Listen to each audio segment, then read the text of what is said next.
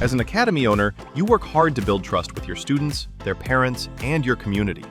But trust isn't something you claim, it's something you prove and earn.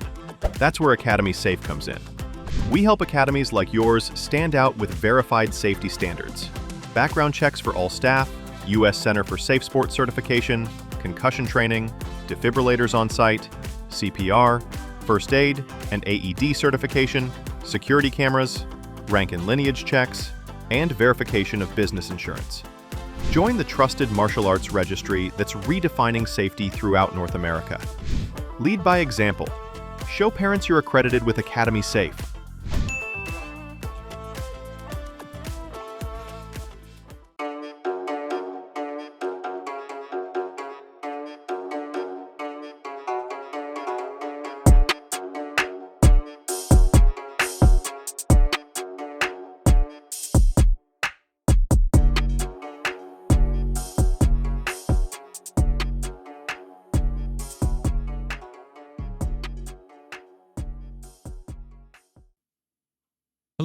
Hello, and welcome to My Empty Hands, a podcast about the martial arts, typically focused on Kempo, but we give love to all the various arts here. As always, I am Reggie Darden, and today I have another wonderful guest with me, Restita DeJesus, and I probably butchered it as I tend to do, but is our guest for today, and we're going to get into her story and her journey and all the wonderful things that we usually talk about here. I usually start things off with just giving a little bit of my background. I currently train in 5 different martial arts at this point. American Kempo being the primary. I also train in Capoeira, Hapkido, Brazilian Jiu-Jitsu, and Muay Thai. I also have some experience doing some Taekwondo and a little bit of boxing as well. So as I always say, I stay busy but I can't say no. If somebody wants to let me train in something, then I'm probably going to say yes. So that's a little bit of my background there. But we will turn it over to our esteemed guest here and ask the question that I always ask: how did the martial arts find you, and where did it all start? And we'll go from there. Well, first off, thanks for having me on the show, Reggie. I'm really excited to be here. And your martial art history sounds a lot like mine in different different styles of martial arts. But my history started back in 1977 or 78. I don't remember how old I was, but I do know I was young, and I grew up loving the old Kung Fu TV series from the 1970s.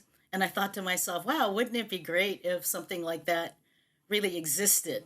Right now, at that time, I was completely ignorant of any Kung Fu or karate in the Seattle, Washington area where I'm from, which so happens that there was a Kung Fu school already in business during that time, but I had no idea. Um, but one day, my mother came home from a community center, and she said, "Hey, the community center down the road is offering free karate lessons. Do you and Diana want to go?" So my sister and I went, "Wow, sure." Because, we grew up watching Kung Fu TVs, the Kung Fu TV series. And of course, we didn't know what the difference was between Kung Fu and karate at the time, but we thought, hey, it's martial arts. Let's give it a shot, right? So we went, and it was true. Everything was on a grant through my teacher. So the karate gis were free. The sparring gear at that time, which was minimal, was free. The lessons were free. And the grant lasted for about a year. And I immediately fell in love with it that first day.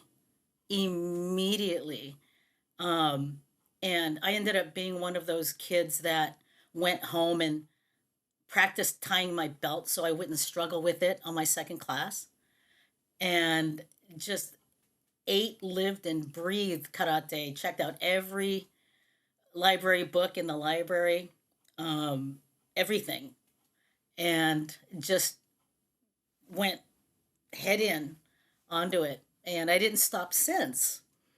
Um, and since then, I had studied Kajukenbo, which is my primary art now, Iaido, Wushu, Tai Chi, and the Filipino martial arts. So yeah, and it's just been nonstop since then. And like you, if someone wants to teach me something, I'm always up for it. Very nice, very nice. Now that very first school, do you know what particular style of Mhm. karate it was? Yeah, it was called Butokukan Karate, not Budokan, but Butokukan, which is named after the old military college in Japan.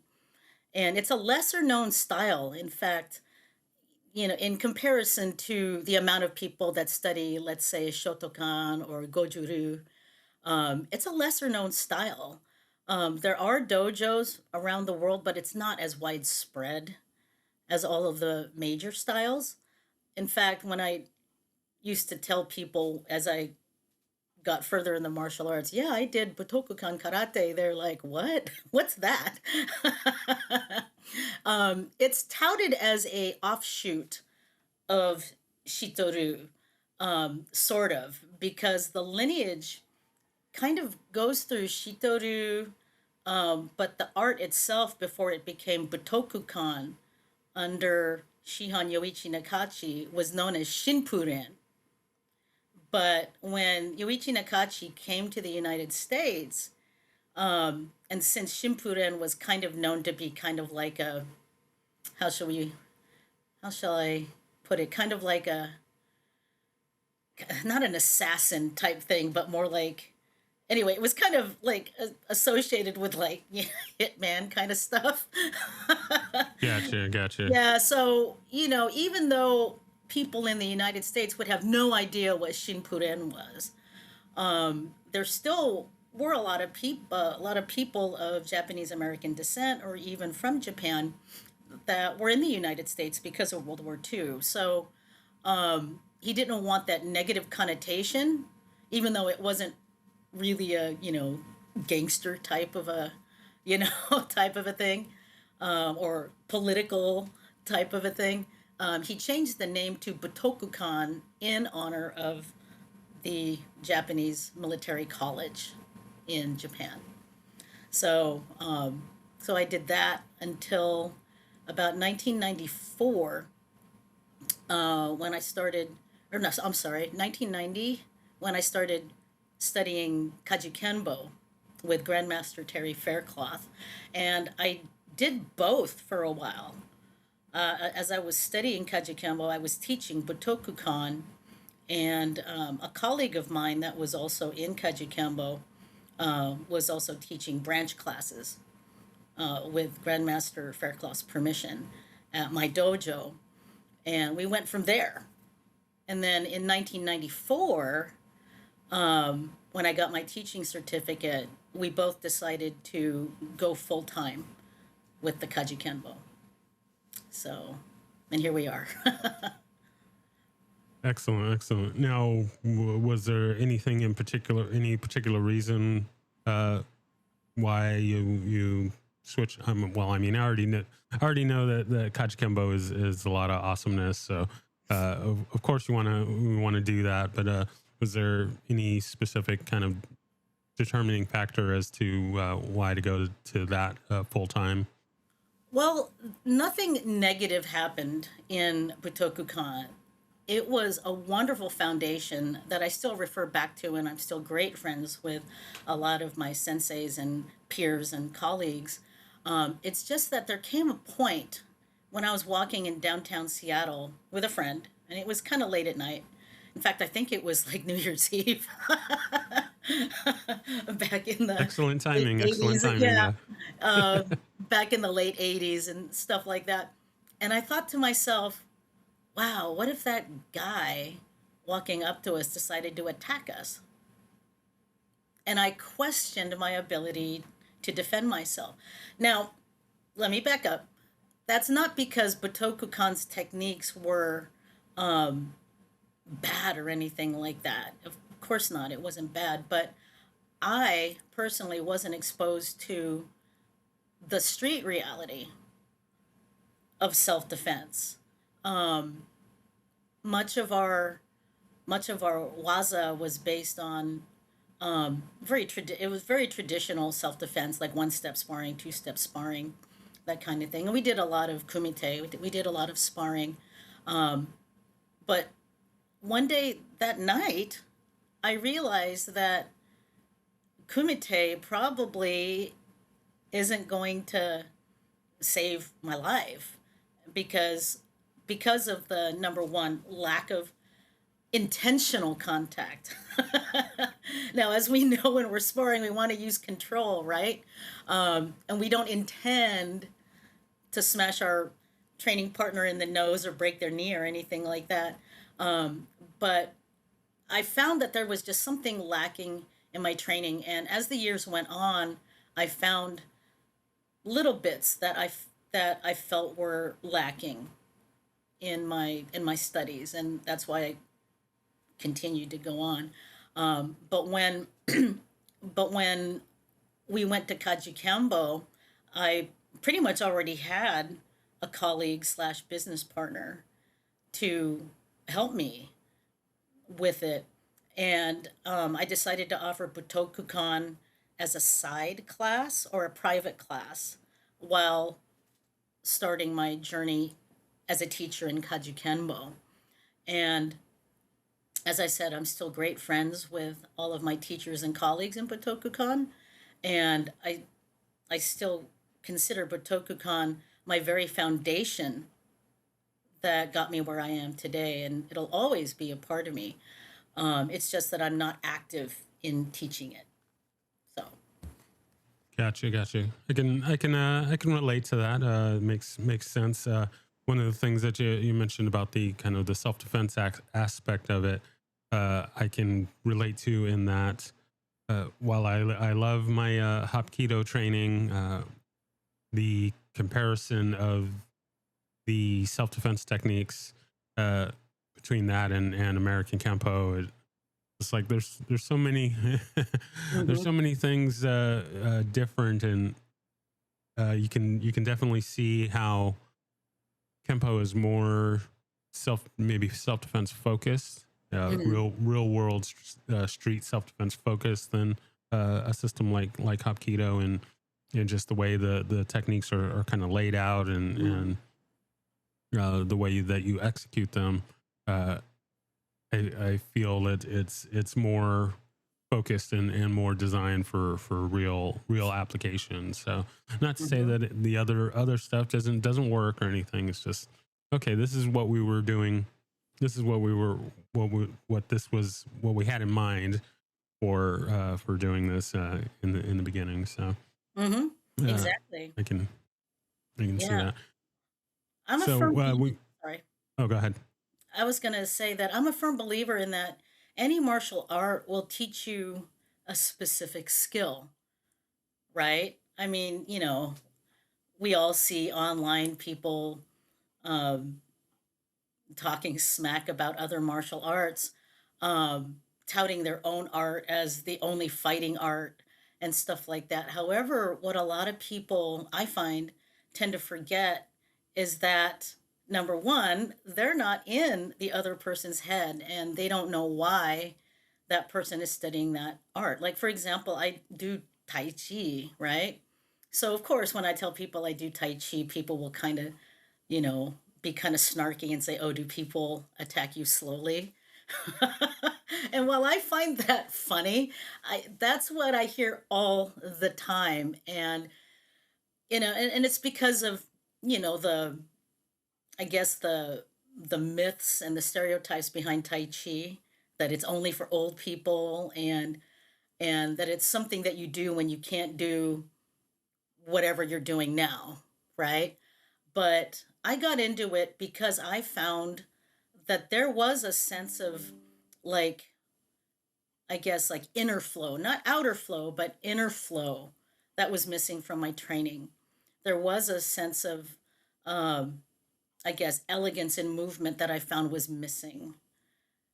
And with anyone else studying a martial art, whether it's Hapkido or Iaido or Kyudo, stuff that, today's warriors might think are useless, there's a reason why each person studies it, whether it's for cultural aspects, whether it's for strengthening a particular skill that they might be lacking in, or to just delve into something that's completely different. So a lot of people just don't know why people get into arts, and when people do get into them, it's for their reasons and their reasons only. And if it helps them, then all the power to them. But all of this like style bashing that you see a lot these days, it's in fact, I posted something about this the other day. It's so fourth grade playground.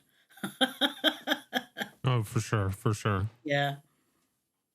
Yeah, it's always funny to me that there is this style versus style and all this thing where not every style has the same goals. Not everyone trains for the same reasons, and it's and one art doesn't have everything for everybody. And Mhm. so it's always funny to say, oh, well, this wouldn't work on the street, or I would never do that in the street, or, well, maybe I'm not training for fighting in the street. Maybe I'm just training for my mental and emotional health, and or maybe I'm training because I'm a competitor and I want to compete in UFC or something like that. And so there's always these different reasons to train in any particular art or multiple arts, and Mhm. it's not one size fits all for everything. So those kind of Exactly. arguments are just silly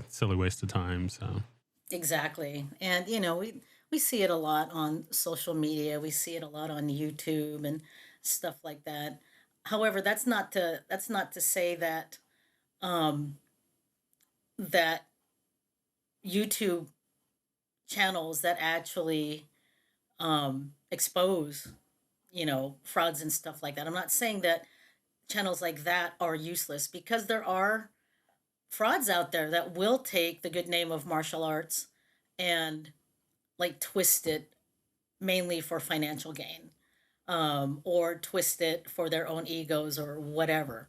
And for certain channels to call that out, I do find that's helpful, because it kind of takes away from the training aspect and the and all of the other stuff that martial arts teaches us.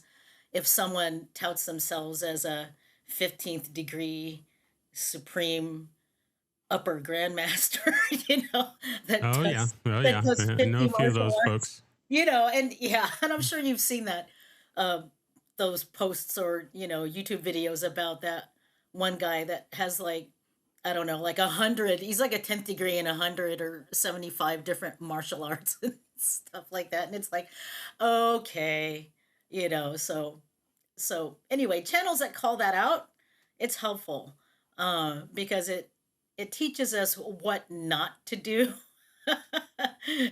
in the martial arts, and how not to like promote yourself just because you made up something or something. So anyway, that's neither here nor there.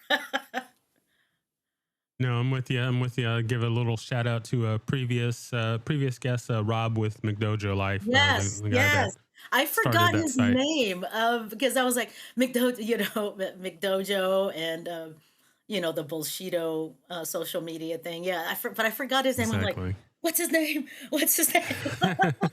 Oh my Yeah, god! I know. Shout out He to was one of him. my early, he was one of my early guests, and I enjoy watching his content. I know a lot of people don't like him for the stories that he and stuff that he does, but I think it's important to get some of these fraudsters and things out there, just because they give a bad name to the martial arts, and and then the other side of it is catching all the pedophiles and things like that, Right. because martial arts is not regulated and or anything like that. I mean, anybody can come up with open a school and start teaching people, whether Hmm. they have credentials to do that or not. And there's nobody that's keeping an eye on that stuff. So I think the things that he's doing helps shine a light onto these things that we're not talking about. We're more chasing the stripes on the belt and that stuff, Hmm. versus trying to perpetuate and spread the arts and give good quality instruction and things like that. Hmm. So I like what he's doing. I like what he's doing. Yeah, so do I. Shout out to you, Rob, wherever you are. Very nice. Very actually. I mean, we're kind of going off on a rat hole, but that's what I do. So You know. listeners deal with it. But yeah, he's working on his he's working on his documentary. He's been working on this documentary for a number of years, exposing exposing the fraudsters and things like that. And Hmm. um, I believe it's taken a few different forms. It was going to be kind of like a documentary movie, and then I think it was then it's going to be like a series, and so Hmm. uh, excited for that. He had a lot of setbacks kind of over the years trying to get it made, but it's finally kind of hitting the home stretch of getting done. So Oh, good. hopefully we'll be able to check that out real soon. Very good. So jumping back to your story, and we may kind of bounce around a little bit, but so we're at the point of your full on with Kajikembo, and we'll maybe kind of get back to that. But I'm curious, when did some of the other arts that you trained in start working their way in? Well, when I was in Kajukenbo, the Filipino martial arts was indeed part of the curriculum. In fact, almost all Kajukenbo schools have their own influence of the Filipino martial arts, whether it's Doce Pares, like what I do, or Balintawak, or Pikiti Tirsha, or whatever style. Like each Kajukenbo school has its own influence that they go by. So when Grandmaster Kakoy Cañete visited our school through Grandmaster Alda Cascos from the Kajikembo One Hop Kendo style, brought Grandmaster Kakoy over to Grandmaster Faircloth School. I was hooked because here's this, old guy basically wiping the floor, you know, with these big guys. And the way that his stick was so elusive in close quarter sparring, I was like, I have to learn this. Now, at that same seminar that I first met Grandmaster Kakoy at, I met my other teacher, Christopher Petrilli, who was also one of Kakoy Cañete's top students, but also was one of Dan Inosanto's students as well. In fact, he and another Dan Inosanto student, Burton Richardson, were roommates while they were studying together in California. Um, and when I found out that Christopher Petrilli lived right here in the Seattle area in the Renton suburbs, I was like, you gotta be kidding. There's a tie to Cacoy dos Aipares right here. And I didn't even know about it. And, that's Chris's way. He taught out of his garage. He didn't have a brick and mortar school. He didn't have like a bajillion shiny trophies in the window. He didn't have belts.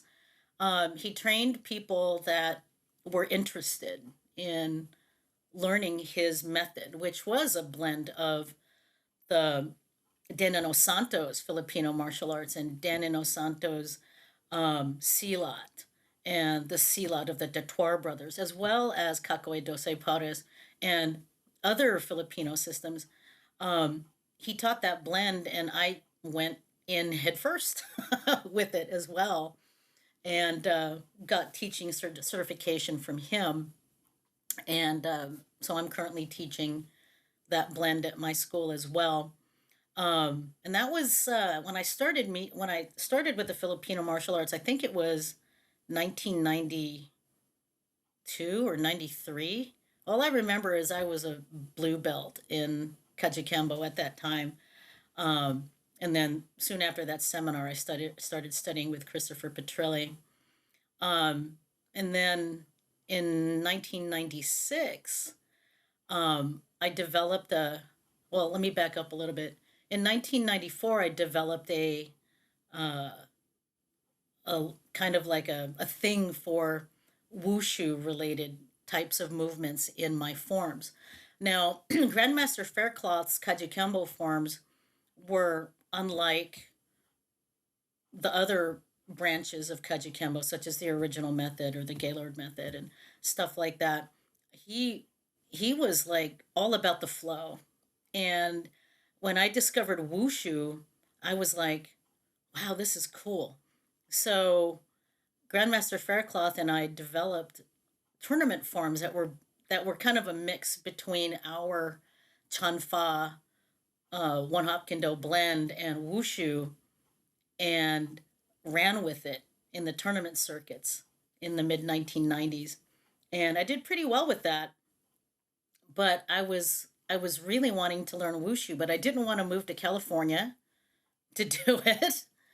Um, and I was walking with a friend in Seattle's Chinatown, and I was actually saying, you know what would be cool if there was a wushu school right here in Chinatown. I don't live far from it. I live like a mile down the road, and and we walked past this one old building and this little door. There was a little door inset into an old building, and in a small sign about this big, it said Chinese Wushu Tai Chi Academy. And I kind of looked at it and kept walking. I went, wait!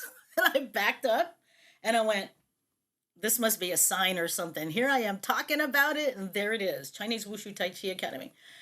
Opened the creaky door and went up these stairs, and at the top of the stairs was my wushu teacher, Master Hong Yijiao.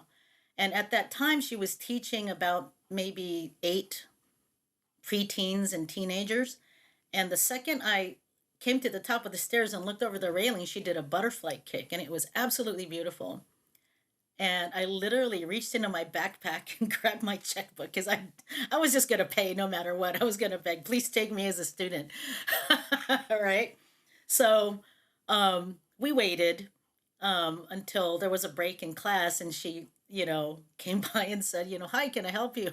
And I was like, you're not going to believe this, but I was talking to my friend here about wanting to learn wushu, and I walked by your door, and I've never seen this before. I know this school wasn't here. Well, turns out that she migrated to the United States in 1996, the beginning of 1996, and it was closer to spring. And she managed to get students through friends of friends and stuff like that. Um, and I was, well, me and my business partner, we were the first non friends of friends network students that were in there, and and dove into it head first again because I felt like at that time, I was missing a different sense of flow in my kung fu. So I decided to do wushu. Um, and then about a year later, Master Hong asked me, do you want to become a coach? And I said, yes. And then I'll always remember these words. Okay, well, then you'll have to trust me. And I went, oh my gosh, what does that mean? Right? So anyway, she got about like 8 of us together. And then she told us, okay, she asked us, do you want to train Chinese way or the American way? And of course, we all went Chinese way. Well, because of that, only 2 of us graduated. Everyone else quit. And the funny thing is the other gentleman that graduated with me was also a Kaju Kenbo practitioner. So I just thought that was really funny that 2 Kaju people excelled in the Wushu instructorship program at Chinese Wushu Tai Chi Academy, and I still teach that as well. And the the neat thing about that curriculum was that she wanted to make us a well-rounded coach. It was supposed to be a 1 year intensive program. It was literally 6 a.m. in the morning until 12 p.m. at noon, 6 hours every day, 7 days a week. But then after a while, she said, "Okay, we can take Sundays off." All right. Oh, how nice. Yeah, I know, right? Because I was literally sore for about 2.5 years straight. So she had to I'm extend sore the just hearing program. about it. Yeah. She had to extend the program to about 2 years, because she realized that she wasn't going to be able to get the quote unquote 10 years of training in 1 year. That was not possible. Um, so she extended the program to 2 years, and got my instructorship in that. It included Tai Chi. Uh, uh, Let me back up. It included a comprehensive introduction into Tai Chi. So we learned, the 24 form, and in Yang style 32 form, Chen style, um, uh, tournament 56 form, stuff like that. And that's what really got my interest up in Tai Chi. I realized that there was another thing missing from my training, and that was that sense of inner flow. So, so Yeah, it's got just like into that. I said in the beginning. It's the martial arts finds you. You're talking about something, and then a school pops up for that, and the right kind of teacher that has those right little missing pieces all converge and come in where they need to. So yeah, I don't say that we choose the martial arts chooses us, and those styles that we need come in when we need them, and those teachers and stuff come when we are in the right place for them to be in our lives. So Exactly. It was unbelievable. It was like something out of a movie, right? Where I'm talking about it and then bam, I see the sign. And it was a little one too. There was no big sign on the outside of the building. It was just a little one in the window of the door, and I was like, "Whoa, this is a sign." So I had to listen to that and go up those stairs rather than laugh it off and keep walking, because if I had done that, then yeah, then I think that part of me would be missing today. And who knows where I would have been today if I didn't do that. But I know that I did learn a lot from that. And the Tai Chi, in and of itself, taught me how to kind of go with the flow during tough times. I had injured my back severely in 2001. It was during fall, in wushu of all things, and I had subluxated my back bad enough to where it bruised my spinal cord, and it resulted in about 2 years of peripheral neuropathy. And the pins and needles that I felt every day was incessant. It was so painful to the point where I was crying because I couldn't like go to sleep. It hurt to stand, it hurt to sit. Um, and my neurologist took every test necessary to find out what was going on, rule out MS, to rule out spinal cord tumors, and everything everything checked out. So she just kind of ruled it as like I bruised the spinal cord, even though the MRIs and the CAT scans didn't really show anything, because I didn't see a neurologist until approximately maybe 2 weeks, 2.5 weeks later. Chiropractic didn't work, massage didn't work. Um, but when I told my teacher about it, she said, "Okay, no more wushu." And it really broke my heart at that time, because I was training for the world championships, the world wushu championships, as my last retirement hurrah, so to speak, before I would retire from all competition and just coach wushu. And I was determined to come back with one of three places, right? But all that training had to go out the window when I injured myself because it was hard to hold anything. It was hard to hold a staff, hard to hold a sword. It hurt to move quickly. So Master Hong said, "No more wushu. Concentrate on your tai chi." And I did. And that tai chi allowed me to really like focus inward and pay attention to where my body was moving in space rather than just doing the movements. And that's something that I think a lot of people don't realize when they hear the word tai chi. It's not just slow movement because you can't do something.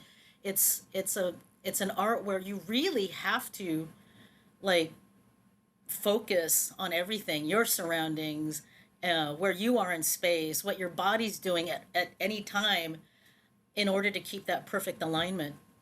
And after some time just practicing on Tai Chi and doing acupuncture and herbal medicine as well as Western medicine, I slowly recovered. And one day I woke up without the pins and needles.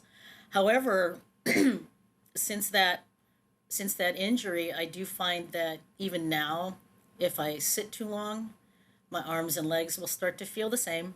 But all I have to do is move for about an hour and then it kind of calms down. Or if I take a fall, if someone throws me, I can tell if that's all the falling I'll do that day because the back will start to like scream at me and my fingers will start to tingle. And I'm like, there comes a point where being thrown is not going to be a thing anymore. But anyhow. No, I'm right there with you. Doing both the Hapkido and the Brazilian Jiu-Jitsu. Yeah, the falling and the throwing and stuff takes a toll, and especially if you have an injury that increases that damage, it adds up pretty quick. So yeah, definitely have to listen to your body and not push it too hard. Because then you can't train at all, and we definitely Exactly. don't want that. So, I'm Exactly. with you. So, I wanted to. I mean, I love doing this show because time always flies, and there's always so many things that I want to get to. But I do want to go ahead and talk a little bit about the teaching side of it. Mhm. When did you get started with the teaching part of it, and was that something that was always an interest to you, or like many of my guests, it was thrust upon you? And It was kind of both wanting to and being thrust upon. When I was in karate, I was mainly focused as a color rank in the learning aspect of it, the learning and perfecting my movements and just getting really good with my basics. However, when I was a brown belt, um, I found myself helping a younger student with a kata. And I realized that the words came easily. And I realized, wow, this is something I could do. Right. But I still, at that point, I didn't say, I want my own dojo. I want to be able to be a teacher someday. I just knew that, okay, this comes easy to me. I hope I can be useful. Right. And then when I tested for my Shodan in Butokukan, literally the following week, my sensei gave me a beginner class. And I was like, what? It was the start of a new quarter at the community center. So there was a whole bunch of new people. And then what they did is they took the activity room divider and they put it across the thing. And I had my own little dojo on one side of the activity space. And that's when I thought to myself, holy crap, how do I start? Because I really didn't remember how I started. I don't remember the first class because I was too, oh my gosh, this is so cool, right? So I had to kind of come up with that first day's curriculum on the fly because nobody had any experience. And because it was a community center, it was a mixed class. So there were kids and adults. Kids, as young as age 7 to adults as old as like 35 or 40. And I thought, well, I had two thoughts actually. How do I start these people? And number two, will these grown-ups take me seriously? Because I was only 16 when I got my Shodan. Um, so it took it took about 3 months for me to kind of find my groove, find my teaching style, and find that mix of um, strict protocol and me, which is kind of lighthearted and I like to smile and joke around. And I liked to take drills and modify them so that way they were kind of gamified, but not really. It was still teaching you a specific, skill, but there was a goal and there was a, healthy sense of competition between you and another team or you and your, opponent or whatever.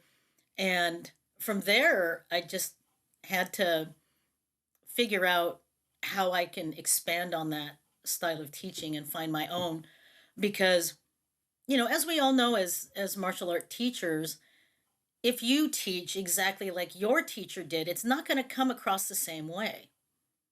It's not. I tried. And it's not going to come across the same way that your own teacher was experienced by other students. Like I tried it and I looked ridiculous. So I kind of had to find that different way that that was me. And even now, I have two students that are getting ready for their black belt test this year, and I have to remind that of them. Don't necessarily teach like I do. Find your own way. Find your own way to do it. As long as you don't sacrifice the fundamentals, and as long as you keep the standards of the art. So but it was hard. It was like, boom, here's the class. Here you go. You just got your Shodan like over the weekend. It's Monday. Let's have you teach it. It's like, wow, okay. And to this day, I don't know if my sensei did that on purpose or if that was something that was expected of all the Shodans. And if that was the case, then I guess I would have wanted to expect a little bit of warning before that. Well, I think all the teachers, I think deep down they know who can handle it and who can't, and they're not gonna give that responsibility to someone unless they believe that they were ready. And even if it's a requirement or not, they still know when to thrust it upon you. Or so I believe that they knew you were ready for the challenge. So Well, I'm glad that Sensei Gurney thought that I was ready for that. However, I'll have to add that I was a little bit insecure for that first year because I was so young. Like I said, I was 16. Well, I got my uh, black belt at like 15 and a half, but I'll say 16 as the start of my teaching career. And teaching adults was hard because I mean, you know, parents that have kids that are teenagers, it's kind of hard to look at another teenager as that authority figure sometimes. I'm not saying that's the case with all adults, but it is hard. It's kind of like how many people would feel if they had to take instruction from like let's say an 8-year-old black belt, right? In the back of our minds we would say, "Wait a minute, is this kid ready? Is this kid knowledgeable? You know, is this kid going to be able to teach me what I need?" Right? There's that was the insecurity that I had, was that grown-ups at that time would not take me seriously.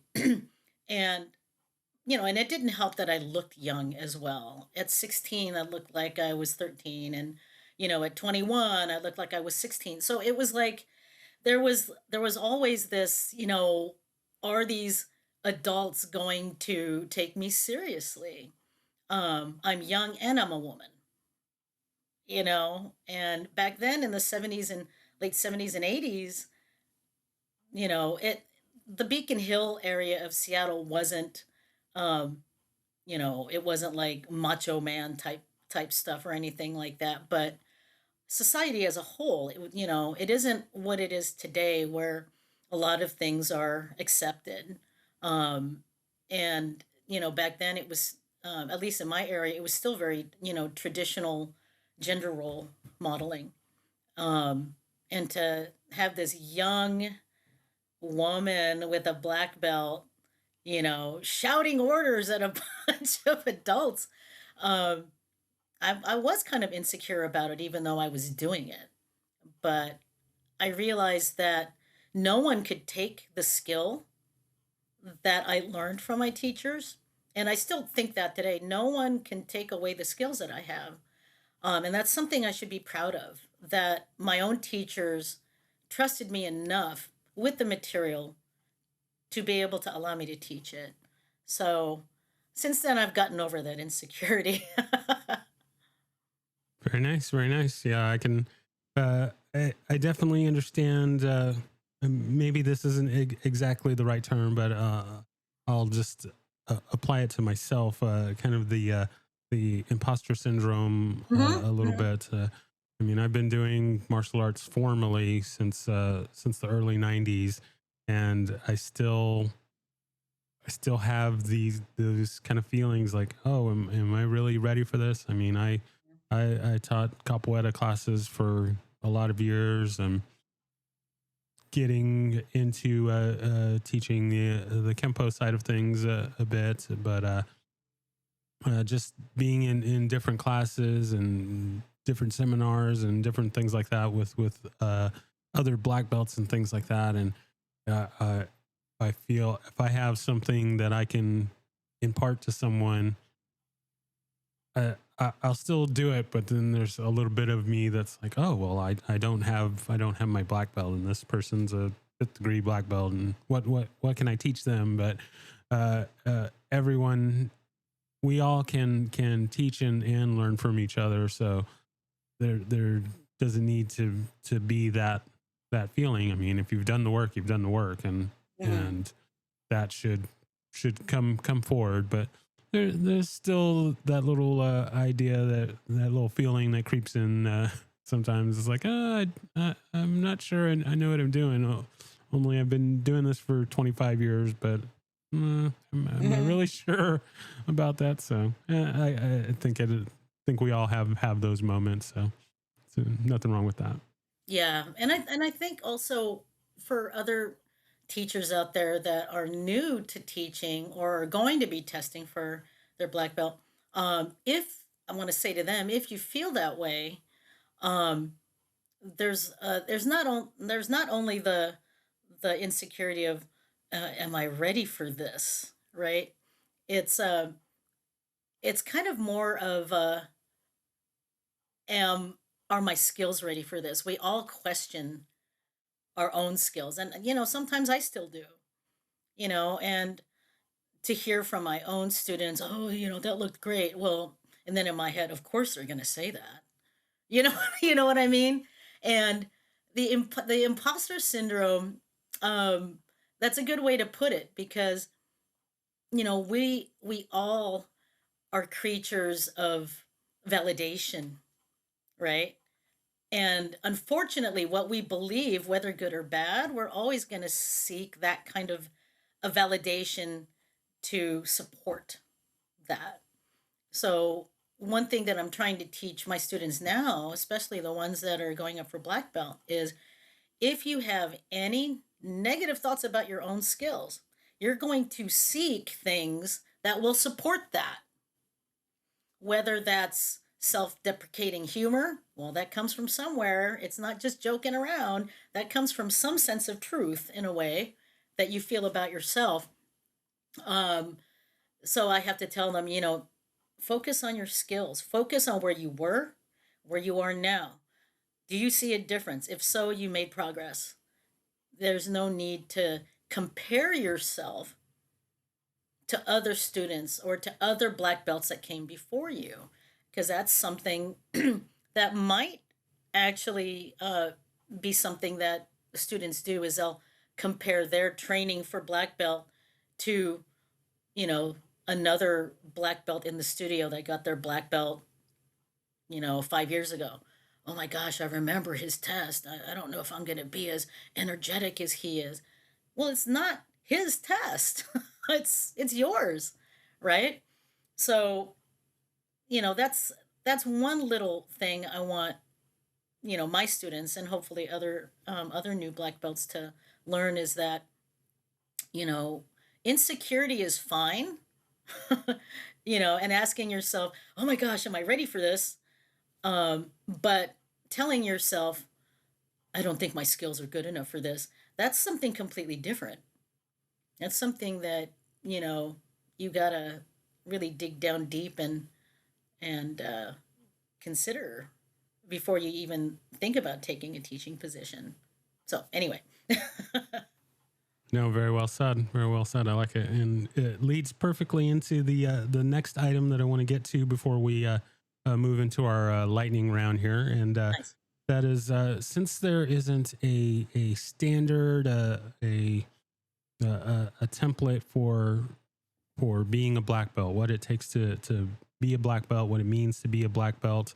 There's all kinds of stories out there in all the various arts about, oh, well, this guy got his black belt in way too short a time, or Oh yeah. this black belt is conducting themselves in this way or that way, and just all these different things on that. I decided that I wanted to start asking my guests in your opinion, what your thought process, what it means to be a black belt, what it means to earn a black belt, or conduct yourself as a black belt. Just kind of your thoughts about being a black belt. What does that kind of entail to you? I'm a firm believer in that black belts or the journey to black belt. I'll back up a little bit. I'm a firm believer in that the journey to black belt is how you discover ways to become a better member of your community, a better person overall, self perfection, so to speak, even though there's no such thing as perfection. Um, and when you become a black belt, to be a representative of how to become a member of the community, a good member of the community, to be a positive member of the community, to be a good example for others.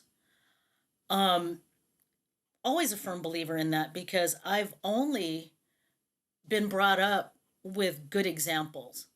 My senior classmates were always a good example of etiquette and manners and being able to get through hard times and get through those times where you're questioning yourself or not feeling confident and stuff like that. And I credit all of my seniors and all my teachers for helping me through that. So what saddens me nowadays is to see black belts that are rude, that are condescending to other people from other arts. To see black belts saying you're doing it wrong when that really means is you're not doing it my way. Right? It saddens me to the core because when I was coming up in the 70s and 80s in karate, there were two kung fu schools nearby, a Hungar school and a Tole Fut school. And here in Seattle, they're very well known.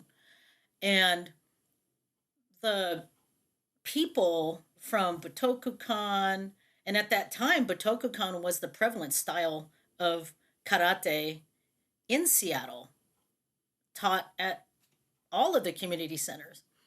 Um, the kung fu schools and us from Butokukan, we would befriend each other and share and hang out and just have a great time.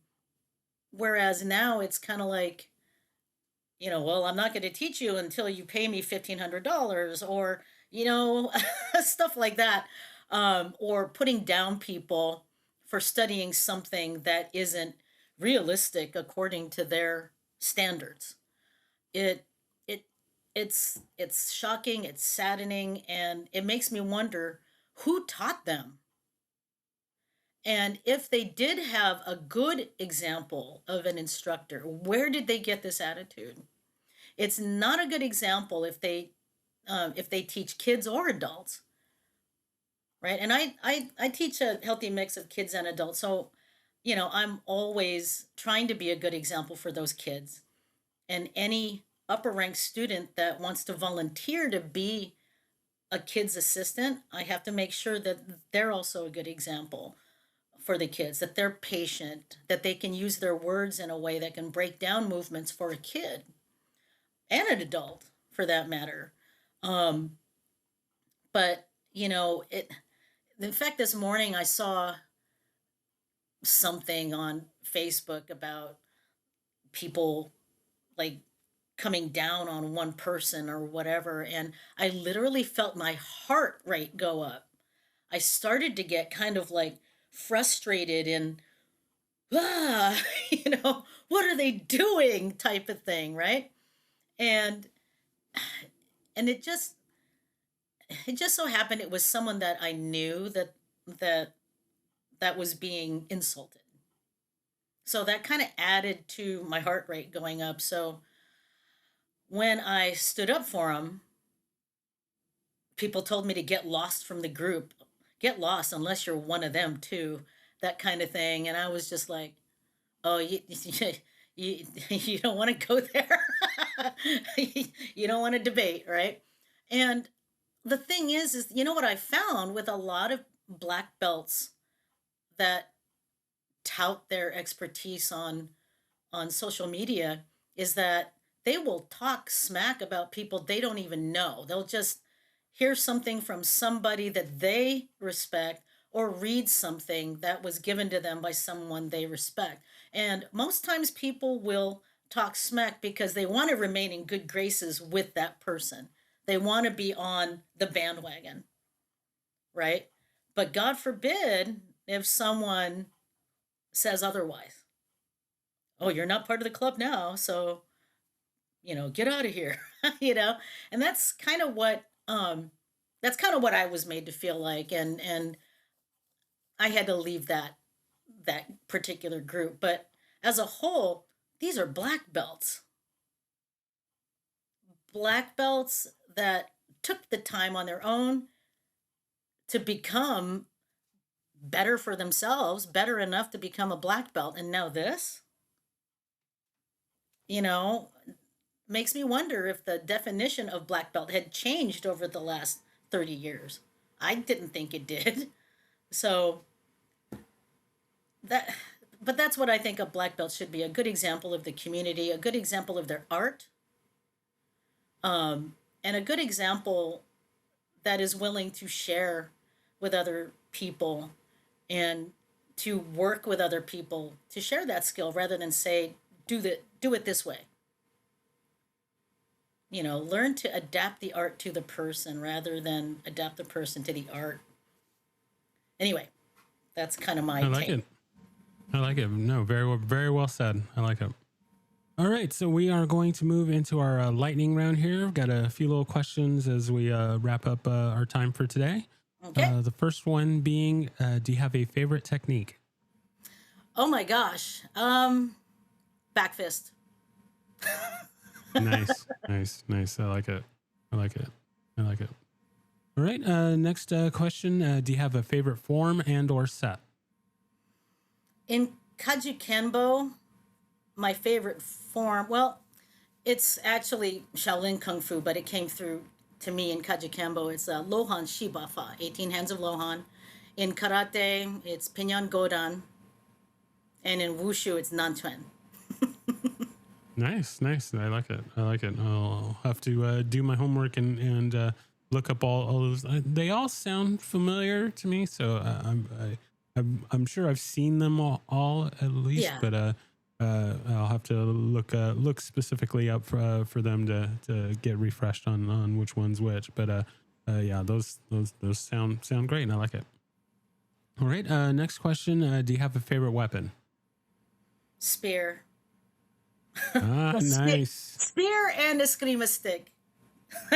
Nice. No, for me, staff is probably number one, and then spear is probably number two for me. So, Nice. I like it. I don't come to think of it, I don't think any of my other guests have ever mentioned the spear. So that's, I'm in good company. So I like it.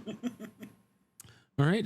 Next question. If there's anyone that you could train with, living or dead, fictional or non-fictional, I usually frame this besides Ed Parker because this is primarily a Kempo show, but I will leave it open to anyone since you've got multiple styles under your wing there. Living or dead. My great grandfather was Santiago Toledo, who was the founder of the Toledo style of eskrima, and I know that Dan Inosanto had briefly trained in that particular system, but it was primarily basics. And I haven't had a chance to ask Guru Dan about that. And there are no more masters that are alive that I know of that carry that system. So if I could even just spend 3 days with Santiago Toledo just to learn the basics, that's what I would do. Very nice. I like it. All right. Then our final question here, something motivational, but whether that be something that motivates you to train or something that you want to put out there to motivate others to train. What is that? So I use the example of the movie Rocky IV. There's the training montage. He's running through the snow. Yeah. He's chopping the wood. He's lifting boulders and stuff. The music's going. Anytime I watch that scene, I'm ready to get out there and train. So what is something like that for you, or something that you want to put out for the listeners? Yeah, my own students are the ones that motivate me to keep learning and to stay in shape. I'm gonna be 60 very soon, and I can feel the bones creaking and the back popping, and the joints in my hands starting to feel weird and stuff like that. But I realize that I won't be able to teach at my full capacity if I don't keep in shape, if I don't keep healthy. So that's my motivation. And when I see that light of, oh my gosh, I got this, when they're struggling with a move, I finally got it. Yeah, that's what does it for me. That's what motivates me.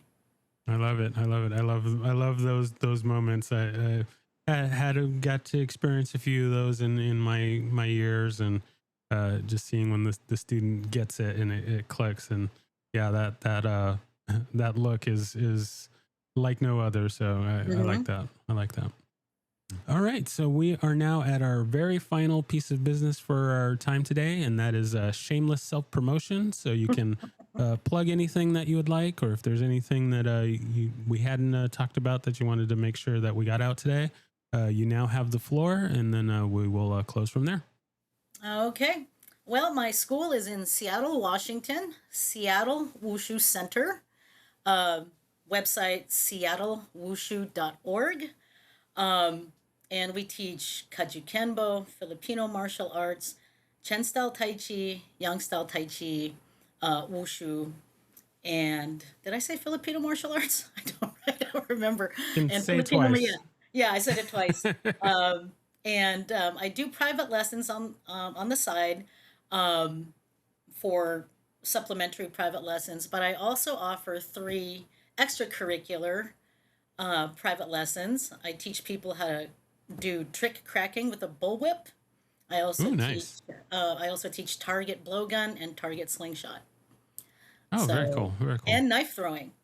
So Ooh, yeah. looks like I need to make my way out there and join in on the fun. Oh, it's so much fun. I've lately been getting a lot of appointments for the bullwhip cracking. And I'm like, where are people getting this, right? Because normally I'll probably do a bullwhip lesson, and it's just the general public that'll just randomly contact me. I want to learn how to crack a bullwhip. I probably have one like maybe once a month, but like I've had like over the break, people are like, are asking for bullwhip lessons. So like the second week, is it next week? The second week of January, I've got like three of them going, and it's kind of like, oh my gosh, what's going on? So knife throwing's a big one too. A lot of people, like to do the knife throwing. They'll probably, get like a little package for, 4 or 5 people for their kids, for their birthdays or something like that. And when I say kids, I mean kids that are like 10 years old and above, no one under 10, uh, that kind of thing. Blowgun. I haven't had much blowgun stuff over the last year or so, but I hope to change that. And that's about it. Very nice, very nice, very nice. All right. Well, yes, as I say with just about all of my guests here, I mean, there's so many things that I want to get into, but we can't have a 25-hour show, so we will definitely have to do a part 2 and 3 and 4 and so on. So you have a open invitation to be on the show anytime. And we'll definitely get into more of those other spots in your journey. But I thank you so much for taking the time to share your story, and I can't wait to get this out for everyone to hear. And just once again, I thank you for your time. Thank you so much. It was a pleasure to be here.